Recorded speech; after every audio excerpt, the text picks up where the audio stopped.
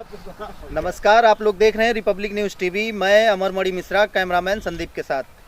जैसा कि आप लोगों को पता है कि कुछ सांकेतिक पहले से ही लाइट के कर्मचारी धरना पे बैठे हुए थे। आज रात से जैसा कि उन्होंने पूर्व निर्धारित बताया था समय अनुसार 10 बजे रात से पूरा वो 72 घंटे के लिए धरने पर जाने का अल्टीमेटम सरकार को दे चुके थे। सरकार ने भी, या यूं कहें कि सरकार के कानों तक वो जूं नहीं रेंगी, या कर्मचारियों की बातों को अनसुना किया गया, जिसका दुष्परिणाम आपको हर गांव में, हर चौराहे पे, शहर के हर एक दुकान पे आपको लाइट ना होने का आपको दिख जाएगा। कहीं ना कहीं ये सरकार की ही विफलता है कि या तो वह कर्मचारियों को लेके आए होते यहाँ फीडर पे, और या तो कहीं से भी उनको ये व्यवस्था करने का पूरा जिम्मेदारी सरकार की बनती है। लेकिन सरकार ने ऐसा कुछ नहीं किया।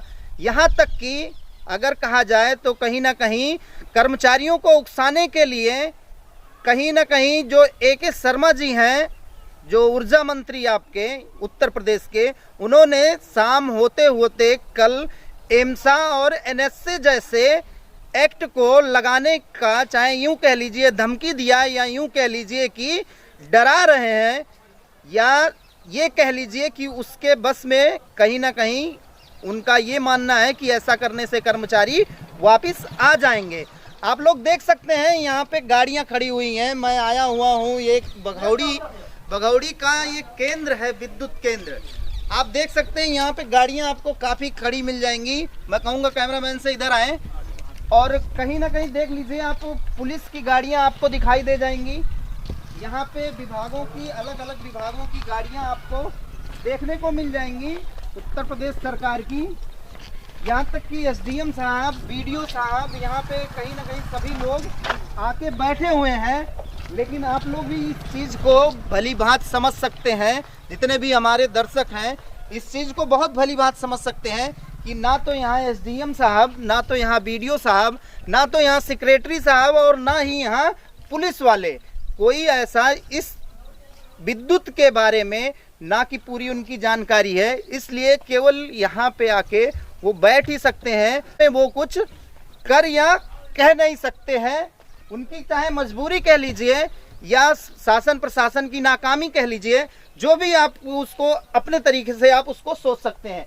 अंदर बैठे हुए हैं शायद SDM साहब, उनसे भी बात करना चाहेंगे और भी जानना चाहेंगे कि ये बहाली कब तक हो सकती है या नहीं होगी, होगी भी तो कब तक होगी, और अगर नहीं होगी तो कब तक नहीं होगी। आइए जानने की पूरी कोशिश करते हैं उनसे।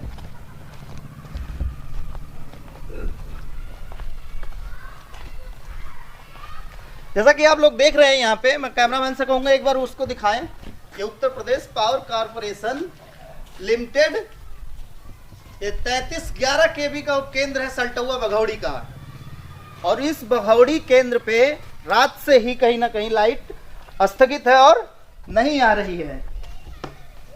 SDM साहब, BDO साहब, दोनों लोग आप यही हैं। SDM साहब, आप इससे बात कर लेते हैं पहले। जो ये व्यवस्था चल रही है विद्युत की, ये आपको लगता है कि कब तक खत्म होने वाली है? नहीं, अभी यहाँ का जो सप्लाई है वो गिद्धि से है, तो वहाँ पर लोग लगे हुए हैं और मेन ट्रांसमिशन लाइन में जो भी फॉल्ट आया है उसका सुधार कर रहे हैं उसमें। महोदय, जैसा कि अभी शाम तक आते आते कल ये ऊर्जा मंत्री साहब जिस तरह से बोले कि हम एमसा एक्ट लगाएंगे, NSA लगाएंगे अगर यहाँ पे इस तरह से कोई चीजें बाधित हो रही हैं, और कहीं ना कहीं देखने को मिल रहा है कल से ही लाइट की दुर्व्यवस्था यहाँ पे भी देखने को आपको मिल जाएगी। नहीं, यहाँ पर जो है बिजली थी, अभी सुबह में कटी है, तो जो गिद्धि यहाँ से जो मेन ट्रांसमिशन लाइन है वहीं से फॉल्ट आया, वहाँ लोग लगे हुए हैं, अभी जल्द बिजली आ जाएगी यहाँ। महोदय, आपकी जानकारी के अनुसार सुबह बिजली कटी है, लेकिन रात को 10 बजे के बाद से ही बिजली कट गई थी।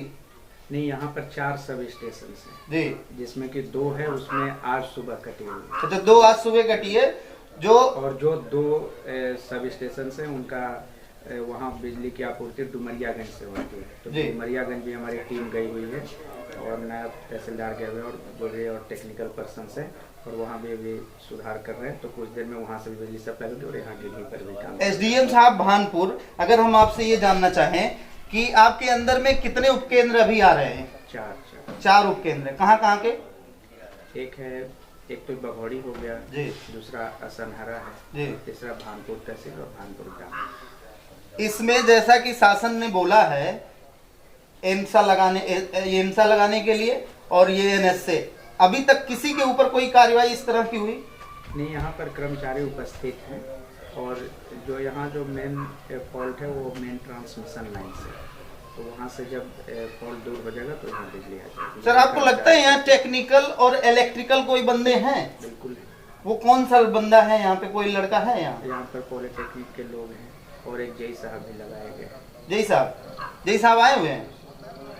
जय साहब भी हैं और पॉलिटेक्निक से 2 लोग हैं जो कि लास्ट ईयर के स्टूडेंट हैं। अभी हम अपने दर्शकों से अगर ये कहना चाहें आपकी अथॉरिटी से, तो लाइट कब तक आ जाएगी यहाँ पे?